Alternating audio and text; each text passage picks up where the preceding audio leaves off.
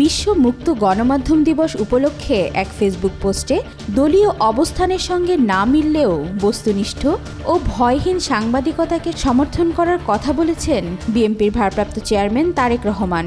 প্রথম 10 ঘন্টায় 6000-এর বেশি শেয়ার হওয়া এই পোস্ট ভার্চুয়াল জগতে বেশ আলোড়ন তুলেছে। পোস্টে এই বিএনপি নেতা বলেন, সৎ ও বস্তুনিষ্ঠ সাংবাদিকতা রাজনীতির ঊর্ধ্বে গিয়ে জনগণের সেবা করবে, যা নিঃসন্দেহে সংবাদ মাধ্যমের জন্য বেশ অনুপ্রেরণাদায়ক বার্তা। জনগণের মন জয়ের জন্য অন্যান্য নির্বাচন পূর্ব প্রচারণা থেকে এই পোস্টকে আলাদা করেছে এর সঙ্গে সংযুক্ত ব্যঙ্গচিত্রটি। নিজের ও তার মা খালেদা জিয়াকে নিয়ে বানানো সেই ব্যঙ্গচিত্রের জন্য কার্টুনিস্ট মেহেদী হককে পোস্টে কৃতিত্ব দিয়েছেন তিনি। বিএনপির 2009 সালের জাতীয় কাউন্সিলকে বিদ্রূপ করে বানানো হয়েছিল ব্যঙ্গচিত্রটি। সেখানে সুন্দরী প্রতিযোগিতার মতো সাজ নিয়ে দলের চেয়ারপারসন খালেদা জিয়া তার ছেলের মাথায় রাজমুকুট পরাচ্ছেন। সামনে কিছু উত্তোলিত হাত বিজয় উল্লাস করছে। বিএনপির অভ্যন্তরীণ গণতন্ত্রহীনতাকে বিদ্রূপ করা হয়েছিল এই কার্টুনের মাধ্যমে।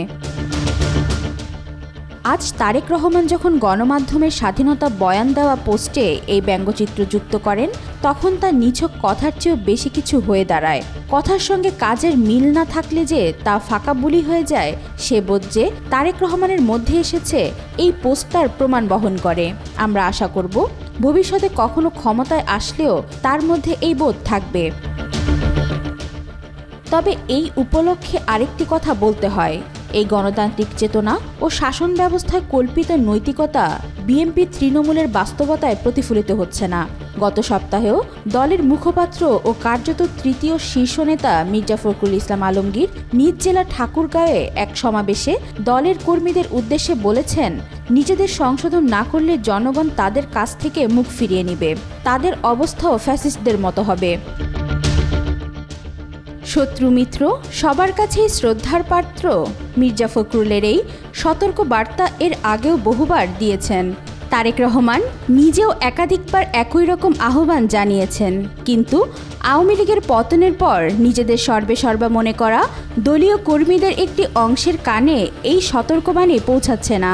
তারা পতিত আওয়ামী লীগের কর্মীদের মতোই চাঁদাবাজি ও আধিপত্যের সংস্কৃতি কায়েম করছেন, যে কারণে তারেক রহমানের উদারতা কিংবা মির্জা ফখরুলের প্রজ্ঞা দলের তৃণমূল পর্যায়ে পৌঁছানোর লক্ষণ দেখা যাচ্ছে না। তারা এরকম দেশনেতার কাছে বহুবার প্রতারিত হয়েছে, এর কোনোটাই তাদের কাছে নতুন না। ওয়াহিদা পারভীন ঈশিতা, আজকাল।